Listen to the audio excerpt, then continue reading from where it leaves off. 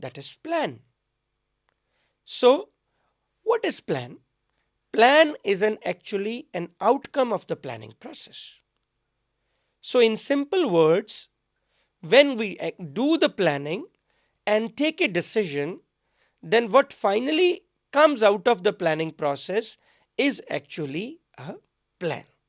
This plan is a blueprint which guides the manager about the entire action plan that has to be executed in the near future.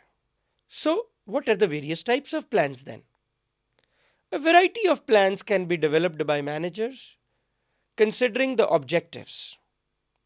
Broadly जब हम plans को classify करते हैं तो हम उनको दो कैटेगरीज में क्लासिफाई करते हैं.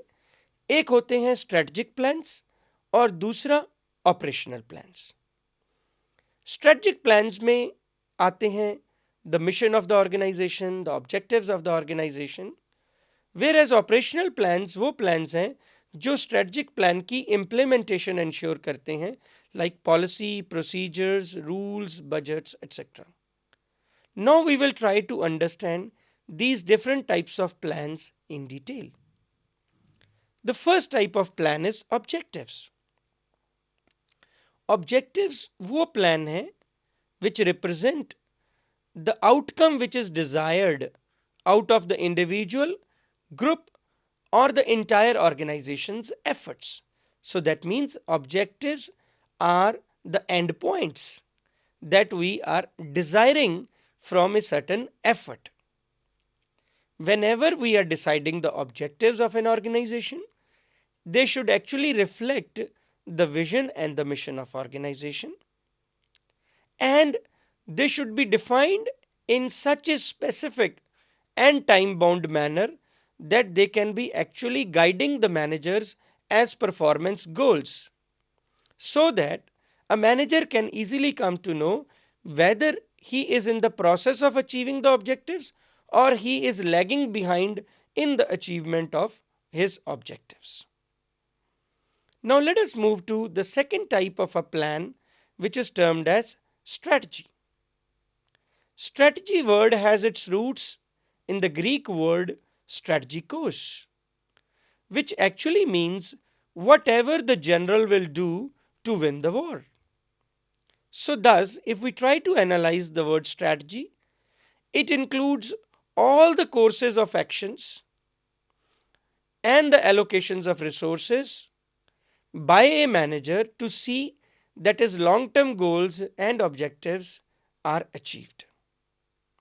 So we can define strategy as a cohesive and a coordinated plan whereby a manager has a clear course of action with the knowledge of allocation of resources to achieve the goals of the organization. The third type of plan, which is actually a part of operational plan, are policies. Policies can be defined as general statements or guidelines that provide guideline to the thinking of the manager while he is making the decisions. Let us take an example. जब एक manager को कोई एक decision किसी human resources की recruitment के बारे में लेना है, तो ऑर्गेनाइजेशन की पॉलिसी हो सकती है कि हमें इंटरनली लोगों को प्रमोट करना है और इस पोजीशन के लिए बाहर से लोगों को नहीं लेना. तो ये पॉलिसी मैनेजर को गाइड करेगी कि वो अपनी रिक्रूटमेंट और सिलेक्शन कैसे करें. Thus, it will act as a guidance to his thinking and decision making whenever he has to recruit somebody for that position. But policies have a very distinctive characteristics. They are not rules. The rules are very, very clear and they do not allow discretion. Discretion means the judgment of the manager is clear. Like for example, there is a rule no smoking, then manager has no options, but no smoking means no smoking. But policy is not as strict as a rule. It provides certain freedom to the manager to take his actions. The next type of plan is procedure. Procedures are more specific plans. Procedure can be defined as sequence of steps that must be followed for carrying out a particular activity. Let us take an example. If you have to execute a task and the manager tells you this is the procedure to be followed, then that procedure will clearly tell you the steps that have to be done so that the task can be completed. So procedure involves series of steps which have to be executed in a particular sequence for performing a task. Procedure offer very less discretion. For example, induction procedure for filling a position or the procedure for filing a complaint. So if policies are guideline to thinking, then procedure are the guides to action. So procedure is mainly linked with action with respect to a particular task. The third type of plan is method. Method is even more specific and detailed than a procedure. For example, procedure involves series of steps. So, if the series of process steps is a procedure, then how to do the each step is a method.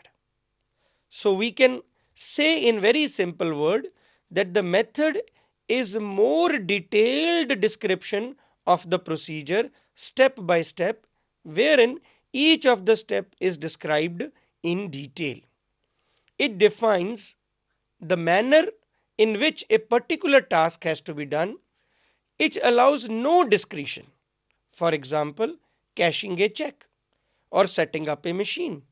So these two things, if a manager has to do, there is a particular method it has to be done, and it has to be done exactly like that. The next type of plans are termed as rules. Rules are the guidelines to the conduct that allow no discretion. They are very specific and they are defined very clearly and describe what should be done and what should not be done in a given situation. For example, rules about coming late to work. It will clearly tell that if you are late by 10 minutes, what will be the punishment. It will offer no discretion or deviation. It is very clear with respect to its implementation. The next type of plans are termed as budgets. Budgets are very important types of plans because a budget is a statement of expected result and corresponding investment or expenditure for conducting a certain activity for a given period of time. So students, we have seen four things in this definition. The first is budget includes what is expected as a result. Secondly, what is likely to be the investment. And thirdly, what is going to be the time period. Fourthly, all these things have to be defined in the numerical terms. It is not a generalized statement, it is a specific statement which is given in the numerical values, like for example, man hours, machine hours, number of units, or number of lots per day or per hour. A manager, if he has a plan of budget before him, he clearly knows that in order to execute a task, what kind of numerical targets he has set before himself. There are various types of budgets. The budgets can be classified on different bases. For example, the budget can be classified according to time. Long-term budget, short-term budget. Long-term budget could be for 5 years or more. Short-term budget could be for 1 year or up to 2 to 3 years. Budgets can also be classified on the basis of function. For example, revenue budget, expenses budget, cash budget, etc. And the budget can also be classified on the basis of the degree of flexibility. For example, fixed budget or a flexible budget. In case of fixed budget, it is very clear that a manager has to stay in the limits prescribed by the budget, whereas the flexible budget is defining and specifying the flexibility that the manager has while implementing a budget. The next and the last type of plans that we will discuss in the unit are termed as programs.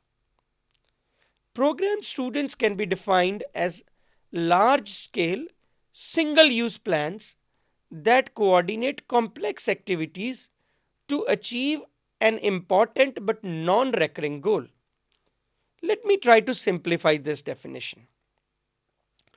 Programme एक ऐसा complex और large scale plan है जो सब कुछ specify करता है कि हमें कौन से गोल्स अचीव करने हैं और कौन सी एक्टिविटीज परफॉर्म करनी है और वो सारी एक्टिविटीज आपस में किस तरह से लिंक्ड होती। प्रोग्राम्स दूसरे प्लान से इसलिए डिफरेंट है क्योंकि पॉलिसीज, रूल्स या बजट रेकरिंग प्लान्स हो सकते हैं, बट जो प्रोग्राम है ये जनरली वन टाइम प्लान या नॉन रेकरिंग रहता है। They clearly spell out what are the goals for conducting an activity and what will be the procedure, rules and tasks for performing the activity. जो भी हम programme बनाते हैं तो उस प्रोग्राम के सपोर्ट में there are budgets. Let us take an example. A company can have a very big plan or a very small plan. The big plan could be to modernize its entire plant by installing CNC machines, and it might be having a time frame of 1 year so that the customer service can be improved. But program can be a very simple like, so that in order to improve the satisfaction of the manager by improving upon the absenteeism of his employees. So how to improve the rate of absenteeism in the organization so that more people are present in the organization in order to serve the customers. So friends, as we have seen in this unit, that planning is a very fundamental element of the management, which is done by all the managers while performing all the functions, and the plannings is an analysis, an intellectual activity which leads to plan, and then the plans guide the manager in order to implement his actions in a right manner, so that while conducting his tasks, he does his activities in an effective and efficient manner. Thank you.